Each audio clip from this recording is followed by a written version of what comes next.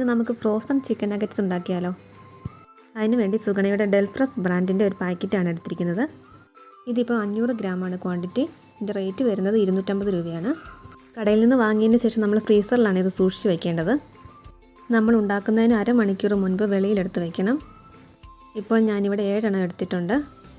ഇതിപ്പോൾ അരമണിക്കൂർ മുന്നേ എടുത്തു വെച്ചതാണ്. ഇനി എണ്ണ ചൂടാകുമ്പോൾ ഓരോന്നായി ഇട്ട് കൊടുക്കാം. ഇനി 3-4 മിനിറ്റ് ഒന്ന് ക്രിസ്പി ആകുന്നത് വരെ നമുക്ക് തിരിച്ചും മറിച്ചിട്ടൊന്ന് കൊടുക്കാം.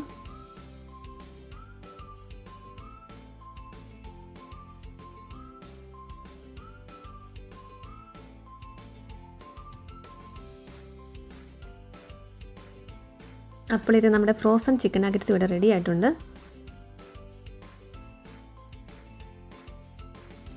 വളരെ ടേസ്റ്റിയാണിത്. അപ്പോൾ എല്ലാവരും ഇതൊന്ന് ട്രൈ ചെയ്യുക. വീഡിയോ ഇഷ്ടമായാൽ ഒന്ന് സബ്സ്ക്രൈബ് ചെയ്തേക്കണേ.